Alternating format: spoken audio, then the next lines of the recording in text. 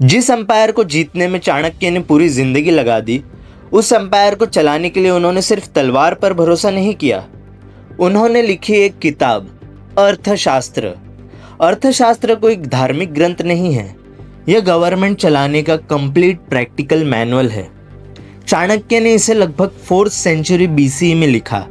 इसमें 15 अधिकरण, 150 चैप्टर्स और लगभग 6000 सूत्रास मिलते हैं, जो एडमिनिस्ट्रेशन, इकोनॉमी, लॉ और मिलिट्री सब कवर करते हैं। अर्थशास्त्र का कोर आइडिया है अर्थ, यानी राज्य की इकोनॉमिक स्ट्रेंथ। चाणक्य क्लियरली कहते हैं, बिना स्ट्रॉन्ग इकोनॉमी के ना राज्य टिकता है और ना ही धर्म। इसलिए अर्थशास्त्र में डिटेल्स दी गई है कि टैक्सेशन सिस्टम कैसा हो, ऑफिसर्स और मिनिस्टर्स का सिलेक्शन कैसा हो, करप्शन को कैसे कंट्रोल करे, आर्मी, पुलिस और लॉ कैसे काम करे। चाणक्य का एक फेमस कॉन्सेप्ट है टैक्सेशन पर।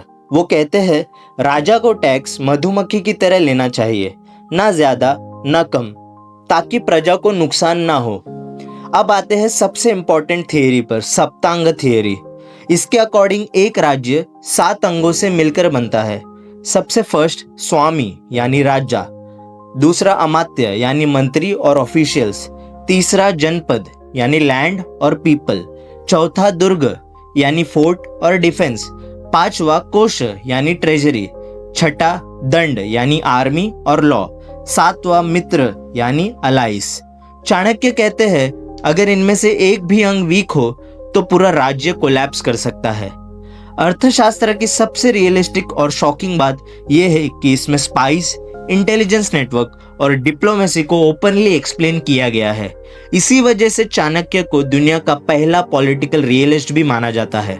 एक और इम्पॉर्टेंट फैक्ट, अर्थशास्त्र को 1915 में आर श्यामा शास्त्री ने रीडिस्कवर किया। तब जाकर दुनिया को इस ग्रंथ की असली वैल्यू समझ आए। इसलिए अर्थशास्त्र सिर्फ एक एंशिएंट किताब नहीं, यह है पावर को जीतने, चलाने और संभालने का ब्लूप्रिंट। नेक्स्ट पार्ट, अशोका, जब पावर ने अपनी डायरेक्शन बदली।